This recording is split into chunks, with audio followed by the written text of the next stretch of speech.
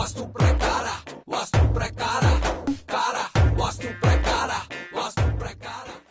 Team ಸುವರ್ಣ ಪ್ರಕಾರ ವಿಶೇಷ ಕಾರ್ಯಕ್ರಮಕ್ಕೆ ಮತ್ತೊಮ್ಮೆ ಸ್ವಾಗತ. ವಿಭಿನ್ನ ಪ್ರಶ್ನೆಗಳೆಲ್ಲ ಬರ್ತಾ ಇದೆ. ಇವತ್ತು ಸುವರ್ಣದ 7ನೇ ವರ್ಷದ ವಾರ್ಷಿಕೋತ್ಸವ. ಇಡೀ ಟೀಮ್ ಇನ್ನು ಏನೇನು ಪ್ರಶ್ನೆ ಕೇಳ್ತಾರೋ ಅನ್ನೋಂಥ ಒಂದು ಸಣ್ಣ ಆತಂಕದಲ್ಲಿದ್ದಾರೆ. ಬಟ್ ವೆರೈಟೀಸ್ ಆಫ್ ಕ್ವಶನ್ಸ್ ನೀವಂತೂ ಎಕ್ಸ್ಪೆಕ್ಟೇ ಮಾಡಿರಬಾರ್ದು, ಆ ಥರದ ಪ್ರಶ್ನೆಗಳು ಬರ್ತಾ ಇದೆ. ಈಗ ವೀರೇಂದ್ರ ಅವರು ರೆಡಿ ಆಗಿದ್ದಾರೆ, ನರೇಂದ್ರ ಅವರು ರೆಡಿ ಆಗಿದ್ದಾರೆ ಪ್ರಶ್ನೆ ಕೇಳಲಿಕ್ಕೆ. ಭಟ್ರಿಗೆ ಅದೇ ನಾನು ಕೇಳೋಂಥ ಪ್ರಶ್ನೆ ಏನು ಅಂತಂದರೆ, ನಿಮ್ಮ ಹಾಡಿನಲ್ಲಿ ಬರುವಂತಹ ವಿಭಿನ್ನ ಸಾಲುಗಳ ಬಗ್ಗೆ. ದಾಸವಾಳ ಲಂಗಗಳು, ಪುಟ್ಟ ಮಿಡ್ಡಿಗಳು, ಅದು ನೋಡಿ ನಮ್ಮ ಜೀವನ ಹಾಳು, ಅದೇನೋ ಹೇಳ್ತಿರಲ್ಲ ಸರ್, ನಿಮ್ಮ ಧ್ವನಿಯಲ್ಲೇ ಕೇಳಬೇಕು ಅಂತ ಭಾಳ ಆಸೆ ನಮಗೆ. ದಾಸವಾಳ ಲಂಗಗಳು, ಪುಟ್ಟ ಟಾಪುಗಳು, ಇನ್ನೇನು ಬೇಕು ನಾವು ಬದುಕಲು. ಇದ್ರ ಬಗ್ಗೆ ಜಾಸ್ತಿ ಅವನು ಹೇಳ್ತಾನೆ. ಬಡಪಾಯಿ ಹರೆಯದಲ್ಲಿ ಪಡಪೋಷಿ ಮಿಡಿತಗಳು, ಪ್ರೇಮಾತಿಶಯ ತುಸು ಸವಕಲು, ತಿಳಿದುಕೊಳ್ಳಲು ಹೋಗಿ ಹುಡುಗಿಯರ ಮನದಾಳ, ಎಳೆದುಕೊಂಡೆವು ಎದೆಗೆ 6 ತಿಂಗಳ ಬರಗಾಲ.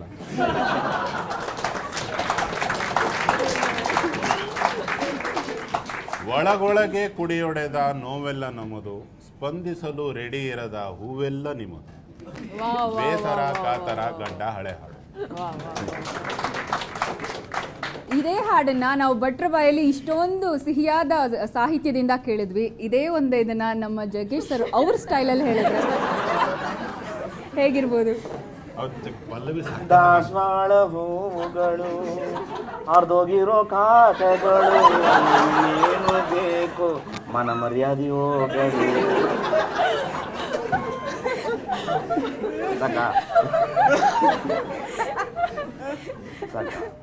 ಇಡೀ ಸುವರ್ಣ ಬಳಗಕ್ಕೆ ಒಂದು ನಗೆಯ ಹೊನಲಿನ ಟ್ರೀಟ್ ಕೊಟ್ಟಂಗೆ ಆಗಿದೆ ಎಲ್ಲರಿಗೂ ಇದರಿಂದ.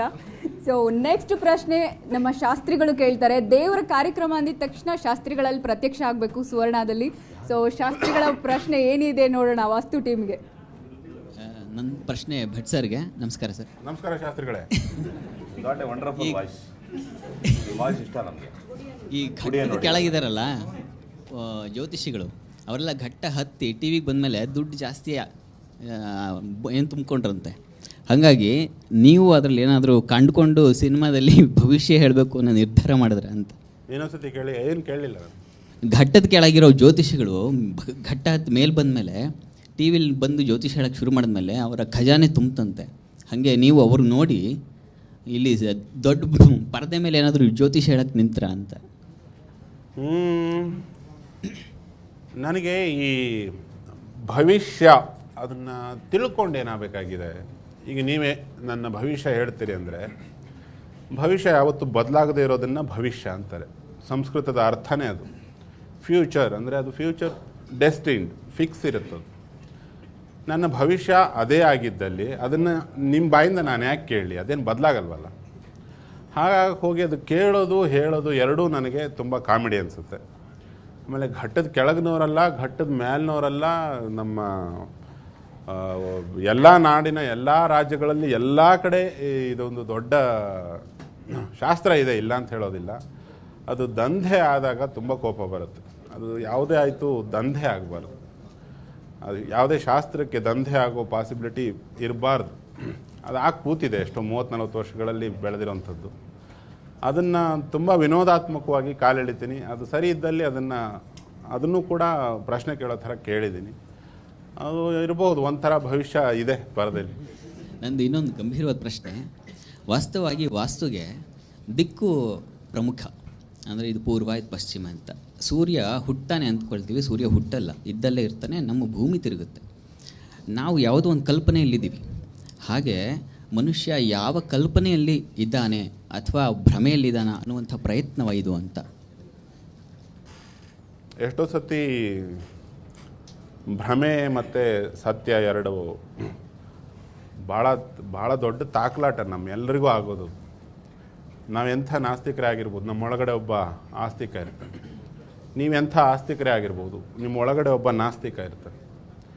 ಈಗ ನಾನೇನು ಸುವರ್ಣ ಚಾನೆಲಿಗೆ ಬಂದು ಇಲ್ಲಿ ಯಾಕೆ ಇಟ್ಟಿದ್ದೀರಿ ಈ ಕ್ಯಾಬಿನ್ ಎಲ್ಲ, ಅಥವಾ ನಿಮ್ಮ ಬಾತ್ರೂಮಿಗೆ ಹೋದೆ, ಈ ದಿಕ್ಕಲ್ಲಿ ನಲ್ಲಿ ಇಟ್ಟರೆ ಮಾಲೀಕರು ಸತ್ತೋಗ್ಬಿಡ್ತಾರೆ ಅಂತ ಹೇಳ್ಬಿಟ್ಟೆ. ಆ ನಲ್ಲಿ ತಿರುಗಿಸ್ಬೇಕಾದ್ರೆಲ್ಲ ಅದೇ ನೆನಪಾಗ್ತಾ ಇರುತ್ತೆ. ಆ ಭ್ರಮೆನ ನಿಮ್ಮ ತಲೆಗೆ ಬಿತ್ತು ಹೋಗ್ಬಿಡ್ತೀನಿ ನಾನು.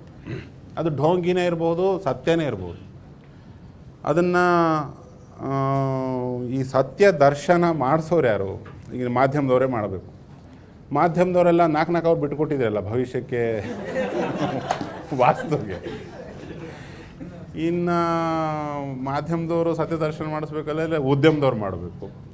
ಉದ್ಯಮದವರಿಗೆ ನಮಗೆ ಯಾವ ಸತ್ಯನೂ ಬೇಕಾಗಿಲ್ಲ, ಹಿಟ್ಟಾದರೆ ಸಾಕು ಅಂಥ ವ್ಯಕ್ತಿತ್ವದ ನಮ್ಮದು. ಸೊ ಅತ್ಲಾಗೋಯಿಲ್ಲ ಇತ್ಲಾಗೋಯಿಲ್ಲ ಎಲ್ಲ ಕಡೆ ಒಂದೊಂದು ಕ್ಯಾಂಡಲ್ ಹಚ್ಚಿದಂಗೆ ಕರೆಂಟ್ ಹೊತ್ತು ಟೈಮು ಅಲ್ಲಲ್ಲೊಂದು ಹಚ್ಚಿ ಬಿಟ್ಟಿದ್ದೀವಿ.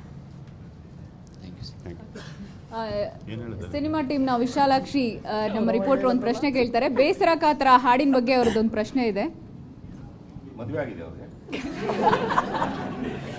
ಇಲ್ಲ, ಇನ್ನಾಗಿಲ್ಲ. ಆಯ್ತು, ಅರ್ಥವಾಯ್ತು.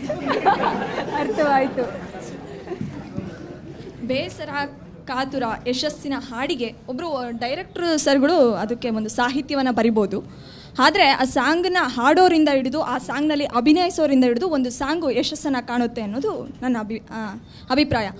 ಅದೇ ಕ್ವಶನ್ ನಿಮಗೆ ಕೇಳೋದಾದರೆ, ಆ ಸಾಂಗು ತುಂಬ ಚೆನ್ನಾಗಿ ಮೂಡಿಬಂದಿದೆ. ಅದನ್ನು ನೀವು ಸಾಹಿತ್ಯ ಬರೆದಿರೋದ್ರಿಂದ ಒಂದು ಸಾಂಗು ಅಷ್ಟು ಚೆನ್ನಾಗಿ ಮೂಡಿಬಂತ, ಅಥವಾ ಆ ಸಾಂಗನ್ನು ಹಾಡಿರೋ ಸೋನು ನಿಗಮ್ ಸರಿಂದ ಒಂದು ಹಾಡು ತುಂಬ ಹಿಟ್ ಆಯ್ತಾ, ಹೇಗೆ ಅಂತ? ಯಾರು ಬೇಸರ ಕಾತರ ಹಾಡಿನ ಯಶಸ್ಸಿಗೆ ಕಾರಣ ಯಾರು? ಐಶಾನಿನ, ರಕ್ಷಿತಾ, ಭಟ್ರ, ಸೋನು ನಿಗಮ, ಹರಿಕೃಷ್ಣ ಅವರ? ಅದು ತುಂಬ ಮೆಲಡಿ ತುಂಬಿರೋ ಗುಂಪು ಗಲಭೆ. ಹರಿಕೃಷ್ಣ ಕಯಾಪಯ ಅಂದರು ಕೀಬೋರ್ಡಲ್ಲಿ. ನಾನೊಂದು 4 ಅಕ್ಷರ ನನಗೆ ತೋಚಿದ್ದು ಬರೆದೆ. ಅದನ್ನು ಒಬ್ಬ ಸ್ಕ್ರ್ಯಾಚಲ್ಲಿ ಹಾಡ್ತಾರೆ, ಆವಾಗಲೇ ಅದಕ್ಕೊಂದು ಎನರ್ಜಿ ಫಾರ್ಮ್ ಆಗುತ್ತೆ. ಅದನ್ನು ಮೊದಲಿಗೆ ಕೇಳಿದ್ದು ಜಗಣ್ಣ. ಅವ್ರ ಹಾಡಲ್ಲ ಅದು, ಅವರು ಆ ಹಾಡಲ್ಲಿ ಇಲ್ಲ. ಬಟ್ ಅವ್ರಿಗೆ ತುಂಬ ಇಷ್ಟ ಆಯ್ತು ಅದು. ಸ್ಕ್ರ್ಯಾಚು ನಿಮಗೆ ಸ್ವಿಟ್ಜರ್ಲೆಂಡಲ್ಲಿ ಕೇಳಿಸಿದ್ದೆ, ಇದರಲ್ಲಿ ಏನೋ ಇದೆ ಅಂತ ಅಂದಿದ್ರು. ಆ ನಂತರ ಅದನ್ನು ತಾಳ ತಮಟೆ ಹಾಕಿದ ಪ್ರತಿಯೊಬ್ಬ ವ್ಯಕ್ತಿಗೂ ನಾವು ಧನ್ಯವಾದ ಹೇಳಬೇಕಾಗತ್ತೆ. ನಂತರ ಆ ಒಂದು ಹಾಡಿನ ಲೆವೆಲನ್ನು ತುಂಬ ಮೇಲೆ ಎತ್ತರಕ್ಕೆ ತೊಗೊಂಡು ಹೋಗೋನು, ಸಾಹಿತ್ಯಕ್ಕೆ, ಅದರ ಲಿರಿಕ್ಸಿಗೆ ಮತ್ತು ಕಂಪೋಸರ್ ಮಾಡಿರೋ ಕಂಪೋಸಿಷನ್ಗೆ ನ್ಯಾಯ ದೊರಕಿಸೋನು ಸಿಂಗರ್. ಅದನ್ನು ತುಂಬ ಮೇಲ್ಮಟ್ಟಕ್ಕೆ ತೊಗೊಂಡು ಹೋಗಿರೋದು ಸೋನು ನಿಗಮ್ ಅವರು. ಸೊ ಎಲ್ಲ ಸೇರಿರೋ ಗುಂಪಿನ ಆಟ ಅದು. ಬಟ್ ಇಲ್ಲಿ ಎಲ್ಲರೂ ಇಲ್ಲ, ಒಬ್ಬೊಬ್ರು ಬಂದಿರ್ತೀವಿ, ಕ್ರೆಡಿಟ್ ಎಲ್ಲ ನಮಗೆ ಸಿಕ್ಬಿಡ್ತದೆ. ಐಶಾನಿ ಏನು ಹೇಳ್ತಾರೆ ಈ ಹಾಡಿನ ಬಗ್ಗೆ?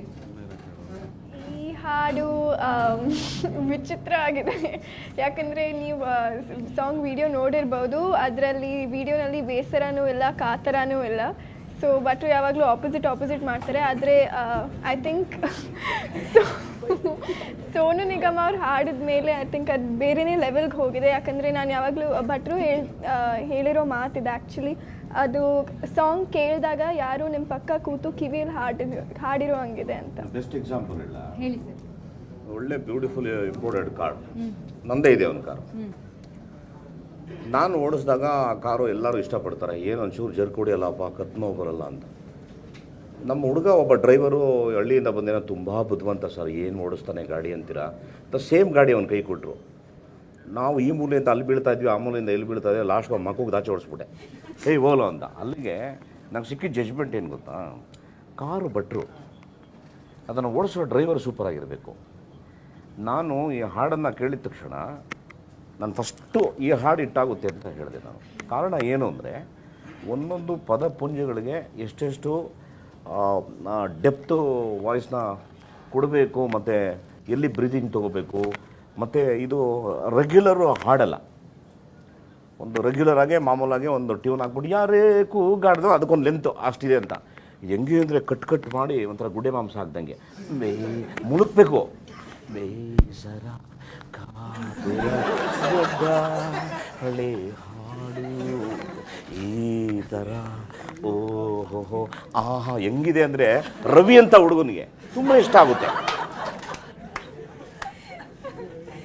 ಹಾಗೆ ಅಂದರೆ the way he's taken singer. Programming ಟೀಮ್ನಿಂದ ಅಮೃತ ಒಂದು ಒಳ್ಳೆ ಪ್ರಶ್ನೆ ಇದೆ ಭಟ್ರಿಗೆ ಕೇಳಲಿಕ್ಕೆ. ನಮಸ್ಕಾರ ಸರ್. ನಮಸ್ತೆ. ನೀವು ಸಾಕಷ್ಟು ಕಲಾವಿದರ ಹತ್ರ ಆ್ಯಕ್ಟ್ ಮಾಡಿಸಿದ್ದೀರಾ, ನೀವು ಡೈರೆಕ್ಟ್ ಮಾಡಿದ್ದೀರಾ. ನಿಮ್ಮೊಳಗೆ ಇರೋ ಜರ್ನಲಿಸ್ಟ್, ಅಂದರೆ ನೀವು ಒಂದಿನ ಜರ್ನಲಿಸ್ಟ್ ಆದರೆ ಯಾರನ್ನು ಇಂಟರ್ವ್ಯೂ ಮಾಡಬೇಕು ಅನ್ನೋದು ನಿಮ್ಮ ಆಸೆ?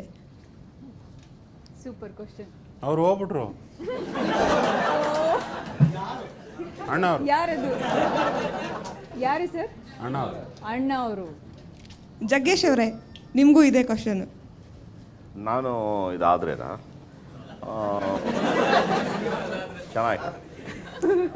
ಚೆನ್ನಾಗಿದೆ ಅಂದರೆ ಪೊಲಿಟಿಕಲಿ ಹಾಂ ಓಕೆ ಸರ್, ಹೇಳಿ. ಓಕೆ, ಯಾರನ್ನ ನನಗೆ ಇಂಟರ್ವ್ಯೂ ಮಾಡ್ಬೇಕಂತ? ದೇವೇಗೌಡರಿಗೆ ಇಂಟ್ರೂ ಮಾಡಬೇಕು ಅಂತ ತುಂಬ ಇಷ್ಟ.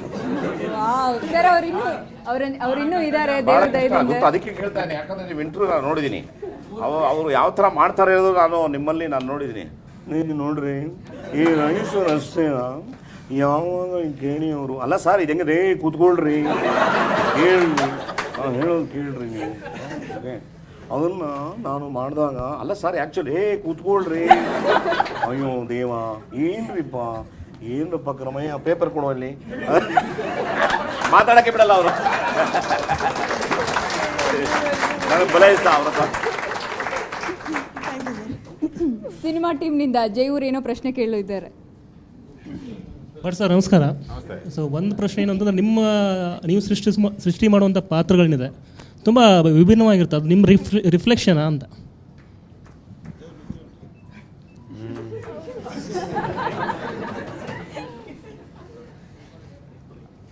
ಅದು ಒಂದೊಂದು ಸತಿ ಹಂಗೆ ಆಗ್ಬಿಡ್ತದೆ. ಎಷ್ಟೋ ಸತಿ ಅಂದ್ಕೋತೀನಿ ಅದು ನನ್ನ ಶೇಡ್ ಇರಬಾರ್ದು ಅದಕ್ಕೆ ಅಂತ. ಕೆಲವೊಂದು ಕಡೆ ಈ ಉಲ್ಟಾ ಮಾತುಕತೆ ಅದು ಇದು ಬಂದಾಗ ಈ ತೆಂಡೂಲ್ಕರ್ ಯಾವಾಗಲೂ ಒಂದೇ ಥರ ಸ್ಕ್ವೇರ್ ಡ್ರೈವ್ ಹೊಡಿತಾನೆ ಅವನಿಗೆ.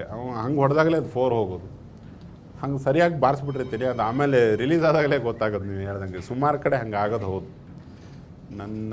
ನನ್ನ ಎಕ್ಸ್ಪ್ಯಾನ್ಷನ್ ಕೆಲವು ಕಡೆ ಬರುತ್ತೆ, ಎಸ್ಪೆಷಲಿ ಸ್ತ್ರೀ ಪಾತ್ರಗಳಲ್ಲಿ. ಜಗ್ಗೆ ಸರ್, ನಿಮಗೊಂದು ಬಟ್ ಸರ್ ಸಿನಿಮಾದಲ್ಲಿ ಒಂದು ಹಾಡಿತ್ತು, ಉಡಿಸುವೆ ಬೆಳಕಿನ ಸೀರೆ ಅಂತ. ಮೋಸ್ಟ್ಲಿ ಅದರ ವರ್ಷನ್ ಚೇಂಜ್ ಮಾಡಿದ್ರೆ ಅನ್ಸುತ್ತೆ ನೀವು. ಇಲ್ಲ, ಸ್ವಲ್ಪ ನಾವು ತೀಟೆ ಜನ ನೋಡಿ. ಯಾಕೆಂದರೆ ಇವತ್ತು ಹಿಂದೆ ಎಲ್ಲ ಸಿನಿಮಾ ಮಾಡಿದಾಗ ಕುಡಿಬಾರ್ದು ಕಣಪ್ಪ, ಸಿಗರೇಟ್ ಸೇದಬಾರ್ದು ಅಂತಾದರೆ ಎಲ್ಲ ಕೇಳೋರಿಗೆ ಹೌದು ಕರೆಕ್ಟು ಅಂತ ಅಂದ್ಬಿಟ್ಟು ಎಲ್ಲ ಬಿಟ್ಬಿಡೋರು. ಇವಾಗ ಹಂಗಂದ್ರೆ ಇವಾಗ ಕೆಲಸ ನೋಡು ಅಂತ. ಈಗ ಏನಂದರೆ ಅವ್ರಿಗೆ ಫುಲ್ಲು ಟಿಕ್ಲಿಶಾಗಿ ನಗಿಸ್ಬೇಕು, ನಗ್ಸೋಕೆ ವಿಚಾರ ಹುಡುಕ್ತಾ ಇರ್ಬೇಕು. ಅದು ಡಬ್ಬಿಂಗಲ್ಲಿ ಸಿಕ್ಕಿದ್ದ ಆಡೋದು, ಸುಮ್ಮನೆ ಏನೋ ಮುಲ್ಕಾಡ್ಕೊಂಡು ಮನಗಿದ್ದ ಅಲ್ಲಿ. ಅದನ್ನು ಯಾರೋ ಬರೆದಿದ್ರು ಪುಣ್ಯಾತ್ಮರು, ಜಯಂತ್ ಕಾಯ್ಕಿಣಿಯವರು ಭಾಳ ಇದಾಕಿರೋದು. ಅದನ್ನು ಅತ್ಯಾಚಾರ ಮಾಡಿದ್ರೆ ಹೆಂಗಿರುತ್ತೆ ಅಂತ ಹೇಳಿ ನಾನೊಂದು ಪ್ರಯತ್ನ ಮಾಡಿ ಸುಮ್ಮನೆ ಉಡಿಸುವೆ ಕತ್ಲಲಿ ಸೀರೆಯ ಸ್ವಲ್ಪ ಸಾಕರಿಸ್ತೇ ಅಂತ ಸುಮ್ಮನೆ ಚೇಂಜ್ ಮಾಡಿದೆ. ಅದು ಥ್ಯಾಂಕ್ ಯು ಸರ್. ಬಹುಶಃ ಇಂತಹ ಒಂದು ಕಾಂಬಿನೇಷನ್ನ ಜನ ಎಕ್ಸ್ಪೆಕ್ಟ್ ಮಾಡ್ತಿದ್ರು ಅನ್ಸುತ್ತೆ. ಭಟ್ರು, ಜಗ್ಗೇಶ್ ಅವರು, ಸುಧಾರಾಣಿ ಅವರಾಗಲಿ, ಹಾಗೆ ಅನಂತ್ ಸರ್ ಆಗಲಿ. ಇವತ್ತು ನಾವು ಮಿಸ್ ಮಾಡ್ಕೊಂಡ್ವಿ ಆ್ಯಕ್ಚುಲಿ. ಅನಂತ್ ನಾಗ್ ಅವರು ಬರಬೇಕಾಗಿತ್ತು. ಇಂಥ ಒಂದು ಕಾಂಬಿನೇಷನ್ ಎಲ್ಲ ಸೇರಿ ಭಟ್ರ ಅಡುಗೆ ಥರನೇ ಆಗಿದೆ. ಭಟ್ರು ಅಡುಗೆ ಮಾಡೋದಕ್ಕೆ ಫೇಮಸ್ಸು ಅಂತ ನೀವು ಕೇಳಿದ್ದೀರಾ. ಹಾಗೆ ವಾಸ್ತು ಪ್ರಕಾರ ಕೂಡ ಎಲ್ಲ ರುಚಿಗಳನ್ನು ಒಳಗೊಂಡಿರುವಂತಹ ಒಂದು ಅಡುಗೆ ಆಗುತ್ತೆ ಅಂತ. ಬಟ್ ಒಂದು ಸ್ಮಾಲ್ ಬ್ರೇಕ್ ತೊಗೊಳ್ಳೋಣ. ಸುಧಾರಾಣಿ ಮೇಡಮ್ಗೆ ಏನೋ ಪ್ರಶ್ನೆ ಕೇಳಬೇಕು ಅಂತ ಇದ್ದಾರೆ ನಮ್ಮ ಬಳಗ. ನೋಡೋಣ, ಒಂದು ಬ್ರೇಕ್. ವಾಸ್ತು ಪ್ರಕಾರ